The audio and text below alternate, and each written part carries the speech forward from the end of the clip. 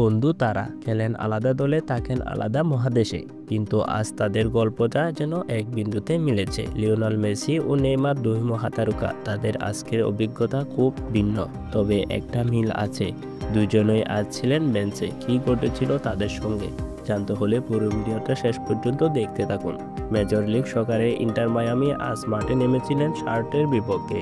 দলে ফিরিয়েছেন Lionel Messi, তবে বেঞ্চে। মেসির ভক্তদের আশা ছিল হয়তো কোনো এক পর্যায়ে মাঠে নামবেন আর্জেন্টাইন মহাতারকা, কিন্তু খেলার মধ্যে ঘটে যাওয়া এক বড় ঘটনা। ম্যাচের 36 মিনিটে গোলরক্ষক অস্কার উস্তারি লাল কার্ড দেখে মাঠ ছাড়েন, আর 10 জনের দলে পরিণত হয় ইন্টার মায়ামি।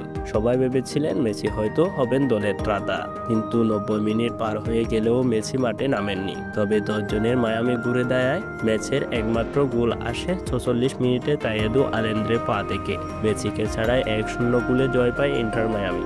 এই জয়ের ফলে ইস্টার কনফারেন্সের পয়েন্ট টেবিলে দ্বিতীয় স্থান রয়েছে ইন্টার মায়ামি। 3 ম্যাচে 2 জয় আর 1 ড্রয়ে তাদের পয়েন্ট 7। শীর্ষে ফিলাডেলফিয়া, যারা 3 ম্যাচে 3টিতে জয়ী।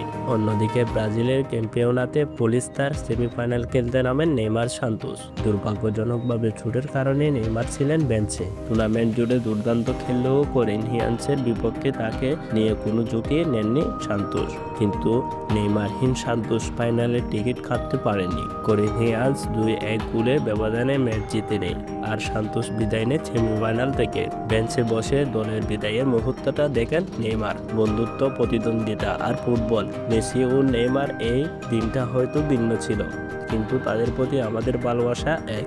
এই ভিডিও যদি ভালো লেগে থাকে তাহলে লাইক দিন, শেয়ার করুন এবং ফুটবল জগৎ চ্যানেলটি সাবস্ক্রাইব করতে ভুলবেন না। আমাদের সঙ্গে থাকুন আরও ফুটবল আপডেটের জন্য।